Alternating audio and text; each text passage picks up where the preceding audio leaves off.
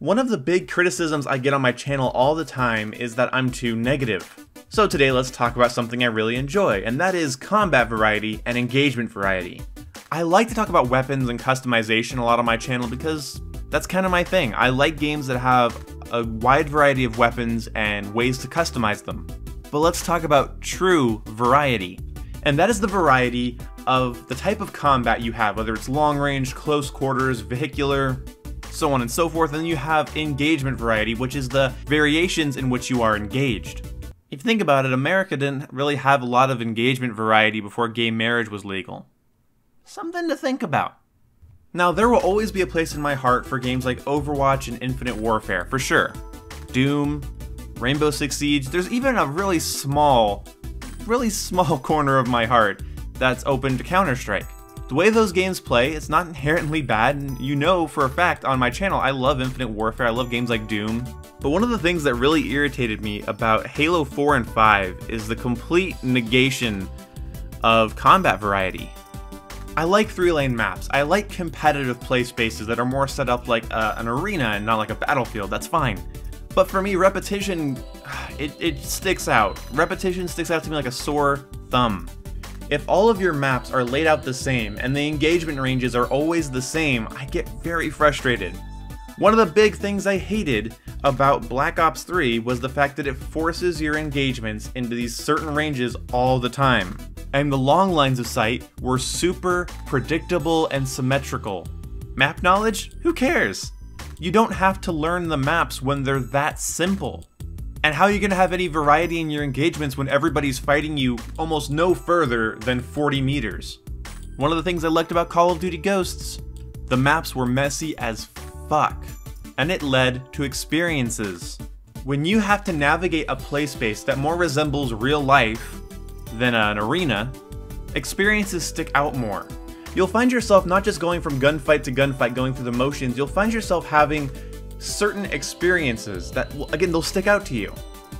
In Battlefield, I always remember my super long range kills and getting pinned down by snipers and light machine guns at long distances. I remember evading tanks. I remember, ducking when a jet comes in for a strafing run. Or going into a close quarters combat situation inside of one of the warehouses or buildings or construction sites.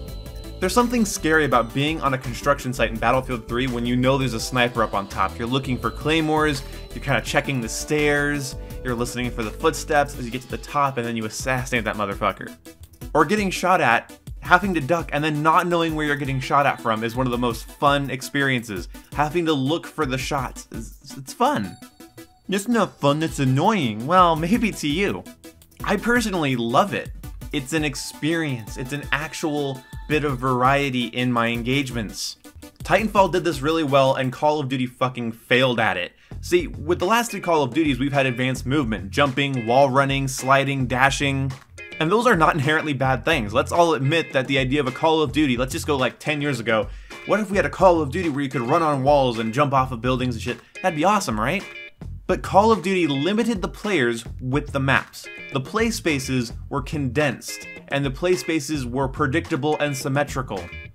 Whereas with Titanfall, they had wall running and boosting, and Titanfall 2 has grappling hooks, with large play spaces with tall buildings that you can climb, rooms that you can enter, underground areas.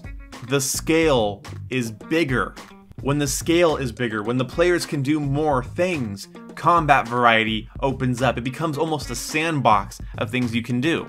Now, it's not just big maps and interesting weapons that create engagement variety, for damn sure. Otherwise, the original Battlefront would be a lot more enjoyable. The reason that it isn't is that it doesn't give you the toys to play with. It doesn't give you the type of weapons and the type of, I guess I should say, shooting mechanics that are essential for that type of combat variety. Distinct weapons and distinct weapon categories, distinct maps, a lot of opportunities for variations within engagement ranges and in combat. It's one of the big reasons that overpowered snipers annoy me. I'm not one of those people that thinks that sniping needs to be realistic in every video game, but I don't think snipers should be just as viable up close as they are at a distance. When weapons do not have distinct roles, you do not have distinct experiences. Everything is just everything, who cares, doesn't matter, whatever. Snipers, slow, heavy weapons for taking out people at longer ranges. Shotguns, light, fast-paced weapons for taking out people in close ranges. SMGs, high mobility but low damage for those close-range engagements that are a little bit more versatile than shotguns, or a lot more versatile. Versatile assault rifles that are okay at every range, usually excelling at mid-range. And LMGs, mid to long-range suppression machines. Pistols, how about consistent last resort, or challenging primary weapon? I don't like overpowered pistols, and I really hate underpowered pistols. So there's my little spiel about combat variety. I love it. Basically, I love it. Battlefield games are really good at combat variety. It doesn't mean there's no repetition within Battlefield games, but there's so much less than there is in games like Call of Duty and Overwatch. Oh, but when you engage certain heroes, you have to do certain things. Yeah, okay, yeah. The first hour of your playtime, yeah, whoa, look at all this variety. And then after a while, you realize, oh, that's that hero. I engage them this way. This is this hero. I have to play it as this. Okay, fuck it, whatever. Because each hero has to be played in a specific way, you're not actually going to be getting a lot of variety when facing off against certain heroes. So fuck off, Overwatch fans, with your bullshit. I do like Overwatch, I do like Call of Duty. I'm not doing one of those, I'm not in the mood for Call of Duty and I just realized how much it sucks. I'm a Battlefield channel now. You see me playing that Arma game that came out? Fuck yeah, man. No, not that at all. I'm just talking about the fact that combat variety is important to me, engagement variety is important to me, and also weapon variety, but I've talked about that enough on my channel. I didn't think I needed to go too much in depth with that, but yes, weapon variety and customization variety is also important to me. Do you care about combat variety or engagement variety? Do you really care if the maps are complicated or simple? Do you prefer arena competitive games, or do you like games that simulate something more close to reality? I'd like to hear from you, I'd like to know what the common consensus is. Also, am I completely wrong about something? Let me know. I'm always eager to correct myself so I don't keep saying the same wrong thing over and over again. No, wrong things do not include things you disagree with. Anyway, hope you guys enjoyed this video, and I'll see you when I see you. Goodbye! My comment section's already gonna be fucking salty because I told Overwatch players to shut up, and they don't like that. Bruh, toxic.